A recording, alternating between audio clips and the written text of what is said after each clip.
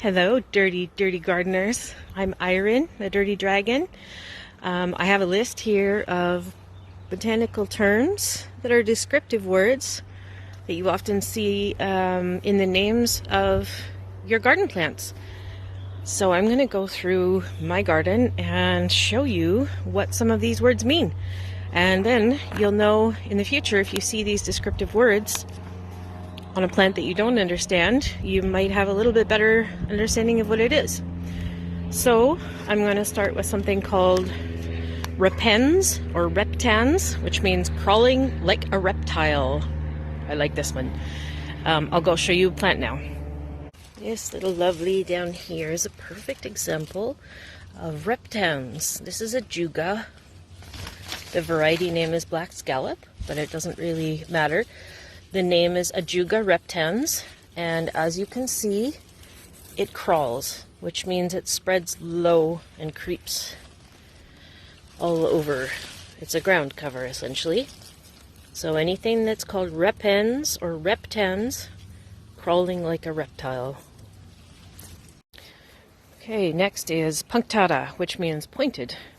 So I have Lysimachia punctata Alexander in my garden. I'm going to show you that one next. This is Lysimachia punctata. The leaves are pointed, see? If you ever see punctata, punky, punky pointed leaves. There we go, Lysimachia punctata, pointed. Next word is Mollus, meaning soft, like fuzzy. So I'm going to show you a plant called Alchemilla mollis, better known as lady's mantle. So here's Alchemilla mollis. Now if you look, oh yes, even if you touch it, but if you look at the leaves, it's a little really close up here so you can see what I mean. They're covered with really tiny hairs. Fuzzy on the underside too. Makes them feel like velvet a little bit. That's why they have the name Mollus, Alchemilla mollis. Next word is Pictum, which means painted, like a picture. And the plant I'm going to show you for this one is Atherium japonicum pictum, which means Japanese painted fern. Here it is. Japanese painted fern.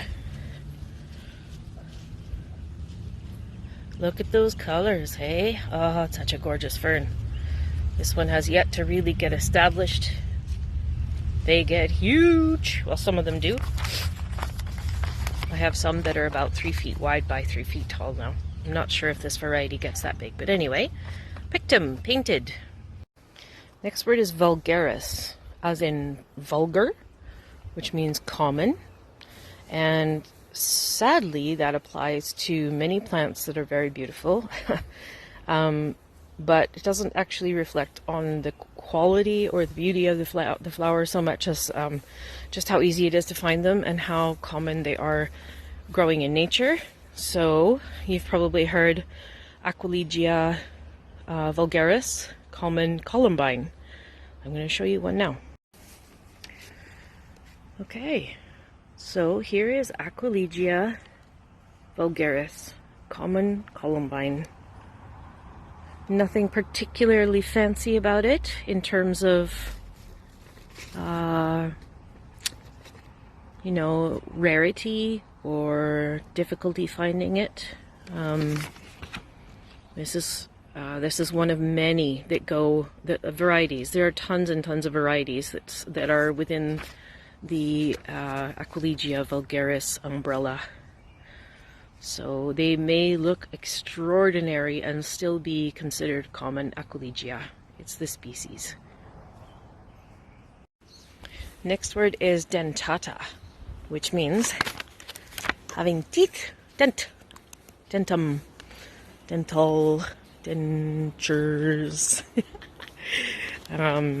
Yeah, so I'm going to show you a plant with the second word, Ligularia dentata, So toothed Ligularia. Okie dokie, here is Ligularia dentata. You can see the scalloped edges there, kind of tooth-like a little bit. Not really, but botanical terms are very, very loose a lot of the times. So yes, toothed leaf Ligularia, Ligularia dentata. All right, next we have palmatus or palmatum, which means palm-shaped, amazingly. So there's a lot of plants that are called palmatum or palmatus, Acer palmatum, for example. But right now I'm going to show you another plant called Pedicites palmatum. Okay, so here's Pedicites palmatum or palmatus. I'm not sure which one of the two. I can't remember offhand. But as you can see, it's like a hand shape. Palm-shaped. Palmatum, hand-shaped. Next word is Macrophylla. Macro means large. So when you think, for example, of macro photography, you're taking a lens and you're looking at things that are tiny and you're enlarging them. I'm also a photographer, so this is something I do quite a bit of in the garden. I love doing macro photography. So macro means large and phylla means leaf. So Macrophylla means large leaf. So this one I'm going to show you is Hydrangea Macrophylla, which is a large leaf hydrangea. Alright, so here is Hydrangea Macrophylla, big leaf hydrangea, as compared to Hydrangea serrata and Hydrangea oak leaf, which I can't remember the actual second word of that one in Latin, but anyway, this is your standard one that you usually find that, that has the big leaves. Macrophylla, large leaf. Next word is macrorhizome. We already talked about macro being big, and rhizome is root. So, big root. And the plant that I have in my garden that this name applies to is Geranium macrorhizome Bevans variety. So this is Geranium macrorhizome, and I'm going to show you exactly how chunky these guys have. Units, absolute units for roots. This bit here, that goes down into the ground, and yeah, that's macrorhizome, large root. There's some good examples there. Oh, big root geranium. It smells so good when you fuck it up. Love it. Okay, the next word is Frittacosa, which means shrubby. Shrubbery. Bring me a shrubbery. So if you see, for example, like a peony that has Frittacosa after it, it means that it's a tree peony as compared to the perennial peony, which dives to the ground. And I have something called Bupleurum Frittacosa, and I'm going to show you that one now. Okay, this guy right here is Bupleurum Frittacosa, and you can see it's got a woody stem there, so it's more like a shrubbery. Next word is kind of fun, crispa or crispum, and that means curly or crinkled, like crinkle fries. Fries crispum. So that means that usually the leaves are very, very, very decorative, pretty with the way that they are crinkled and ruffled. All right, so here's Teucrium crispum, really gorgeous, decorative herb, and the leaves are crinkled at the edges, hence the name Crispum. Teucrium crispum, crinkled leaves. Next word is Dioica, or Dioicus from dioecious, which means that each plant, how do I describe this really simply here? So each plant has gendered parts. So for example, there's a male plant and there's a female plant. That's probably the easiest way that I can describe it. So there's the flowers on one plant are male, all male, and the flowers on another plant are all female. I think that's probably explaining it as simply as possible.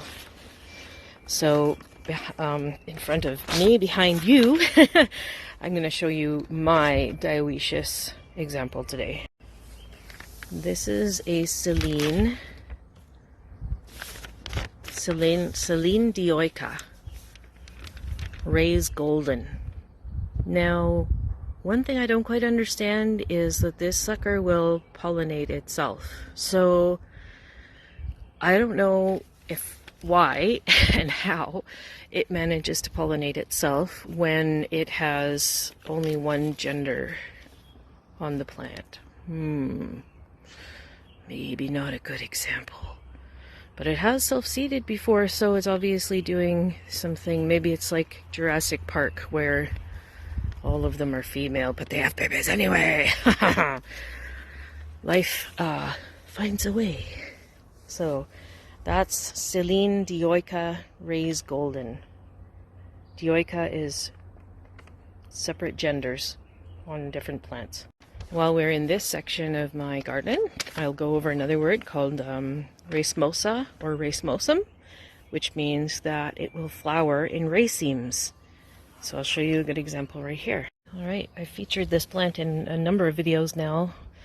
It does happen to be one of my favorites, so I guess it's kind of getting its 15 minutes here.